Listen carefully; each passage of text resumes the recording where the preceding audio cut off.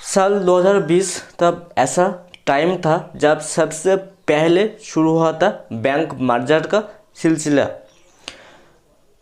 पहले था कुछ बैंक जो बैंक घाटे पे चल रहा था और जिस बैंक का एसेट इतना ज़्यादा नहीं था कि वो सरवाइव कर पाए।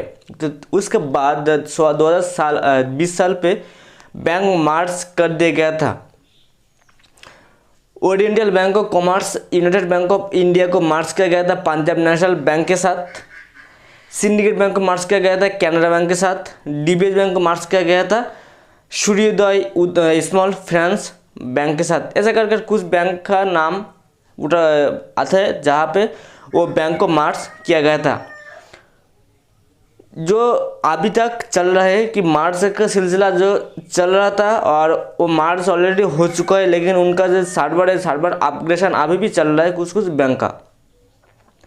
अभी साल 2021 अभी के टाइम टोटल 3 बैंक का नाम सामने आया है जो बैंक प्राइवेटाइजेशन होगा। मतलब वो बैंक पब्लिक सेक्टर बैंक है, तो पब्लिक सेक्टर बैंक से प्राइवेट बैंक पे कन्वर्ट किया जाएगा। As a private bank treat किया जाएगा इन 3 बैंकों को, जहाँ पे सबसे पहले आता है Indian Overseas Bank, Central Bank of India, Bank of India.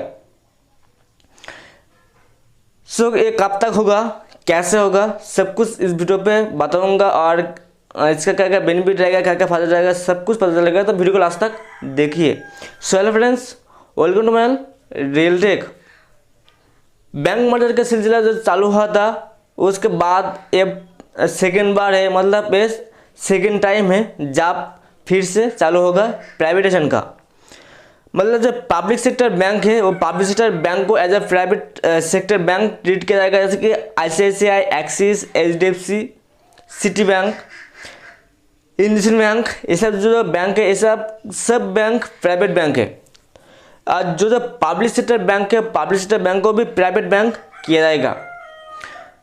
ये कब तक होगा इसका तो अभी तक कोई भी ऐसा अपडेट नहीं है कि इस डेट पे होगा या फिर इस महीने पे होगा, लेकिन होगा एक श्योर। ये कब तक होगा इससे कोई भी अपडेट अभी तक नहीं निकला है। सिर्फ ये बता गया है कि ये जो पब्लिक सेक्टर बैंक है इस पब्लिक सेक्टर बैंक को as a private sector bank किया जाएगा और जो सर्विस है वो सर्विस भी सब कुछ चलेगा। मतलब जो अकाउंट होल्डर है उस अकाउंट होल्डर के ऊपर कोई भी फर्क नहीं पड़ेगा, लेकिन प्राइवेट सेक्टर बैंक होगा। अगर बेनिफिट की बात करें, अगर कोई भी बैंक प्राइवेट होते हैं तो इसका बेनिफिट तो बहुत ज़्यादा मिल जाएगा, लेकिन फिर भी इसका मतलब लॉस भी हो सकते हैं। लॉस की अगर बात करें, मतलब मान लीजिए आपका बैंक ऑफ इंडिया के अंदर अकाउंट है और बैंक ऑफ इंडिया के अंदर आपका जो मिनिमम बैलेंस है वो रखना पड़ता है 500 टू लेकर 3000 रुपीज़ तक के अंदर। मतलब 1000 भी हो सकते, 2000 भी हो सकते, कुछ भी हो सकते हैं। अगर शहर की बात करें तो शहर के अंदर इसका मिनिमम बैलेंस रहता है नॉर्मली 3000 रुपीज़, उससे ज़्यादा नहीं होगा। अगर गाँव की बात करें या फिर सेमी अर्बन की बात करें तो 500 से लेकर 1000 रुपीज़ तक होगा। तो अगर एक बैंक प्राइवेट बैंक होता है तो प्राइवेट बैंक होने पर इनका मिनिमम बैलेंस है 10 गुना 20 गुना तक बढ़ जाएगा। मतलब जिसका अकाउंट पे अभी मिनिमम बैलेंस है 1000 रुपीज़, 500 रुपीज़ या फिर 3000 रुपीज़, तो उनका मिनिमम बैलेंस हो जाएगा 5000 रुपीज़, 10,000 रुपीज़ या फिर 2500 रुपीज़। मतलब 2500 रुपीज़ से शुरू होकर 10,000 रुपीज़ तक जाएगा। हो सकते हैं 1 लाख भी जा सकते हैं मिनिमम बैलेंस, क्योंकि प्राइवेट सेक्टर बैंक का सर्विस तो बहुत अच्छा मिलता है, मतलब इम्प्रूव है उनका सर्विस पे, इस पे कोई भी डाउट नहीं है, लेकिन फिर भी इनका मिनिमम बैलेंस हाई रहता है। अगर एक्सिस बैंक का पकड़े या फिर आईसीआईसीआई बैंक का पकड़े या फिर एचडीएफसी बैंक का, इंडसिंड बैंक का, ये सब बैंक का अगर पकड़े तो इनका मिनिमम बैलेंस 10,000 रुपीज़ तक है। 2500 रुपीज़ से रहेगा 10,000 रुपीज़ एज आ मतलब जहाँ पे उस ब्रांच का लोकेशन है उस लोकेशन के मतलब बेसिस पे उनका मिनिमम बैलेंस तैयार होता है। अगर उनका ब्रांच मतलब कोई भी ऐसा शहर पे जहाँ पे ज़्यादा लोग नहीं जाते तो उनका minimum balance up to 1000 rupees तक होगा। और अगर गाँव पे होते हैं तो उनका मिनिमम बैलेंस होगा 500 रुपीज़। उससे भी एक ज़्यादा बढ़िया प्लेस पे अगर होते हैं तो उनका मिनिमम बैलेंस रहता है 1000 रुपीज़। तो मेरा कहने का मतलब यही है कि अगर ये बैंक प्राइवेटाइजेशन होते तो आम जनता को प्रॉफिट भी होगा, लॉस भी होगा।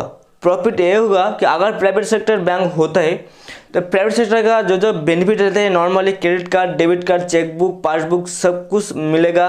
और जो ऑफर्स मिलते हैं, मतलब अमेजोन, फ्लिपकार्ट पे जो समथिंग ऑफर मिलता है वो भी मिलेगा इस पर, क्योंकि प्राइवेट सेक्टर बैंक है, प्राइवेट सेक्टर बैंक पे ही ऑफर मिलता है। लेकिन अगर नुकसान की बात करते हैं, नुकसान पे इसका मेन एक ही नुकसान होगा, ज़्यादा कुछ नुकसान नहीं है। हाँ, सबसे पहले भी कुछ प्रॉब्लम फेस करना होगा, जो है उनका पासबुक बदलना होगा, चेकबुक बदलना होगा, डेबिट कार्ड बदलना होगा, क्रेडिट कार्ड बदलना होगा, सब कुछ बदलना होगा। लेकिन फिर भी फ़ायदा ही है। और इसका मेन बेनिफिट क्या करें तो मेन बेनिफिट रहेगा इसका सर्विस बहुत ही बढ़िया हो जाएगा जो as compare to public sector bank. लेकिन फिर भी इसका लॉस भी है, मतलब इसका डिसएडवांटेज भी है, जो है मिनिमम बैलेंस जिनका अभी है 1000 रुपीज़ उनका हो जाएगा 10,000 रुपीज़, जिनका अभी है 3000 रुपीज़ उनका हो जाएगा 20 से 30,000 रुपीज़ मिनिमम बैलेंस। सो अगर सब साइड को लेकर अगर चले तो वन एन एवरेज प्रॉब्लम भी होगा और लॉस भी होगा, मतलब एडवांटेज भी है, डिसएडवांटेज भी है। लेकिन आगे तो देखते हैं कि कब तक ये होगा, कब तक ये लागू होगा। तो चलिए वीडियो को रखते हैं। सो आशा करते हैं जो डिटेल्स में बताया इस वीडियो पे वो आपके लिए हेल्पफुल होगा। अगर हेल्पफुल हुआ है प्लीज़ लाइक कीजिए, कमेंट कीजिए, शेयर कीजिए, सब्सक्राइब भी कर दीजिए। सब्सक्राइब करने के बाद बाजू का बेल आइकन भी प्रेस कर दिया ताकि जब भी मैं ऐसे कुछ न्यू इंटरेस्टिंग टॉपिक का वीडियो बनाऊँ तो उसकी नोटिफिकेशन तुरंत मिल जाए। तो thanks for video, have a good day.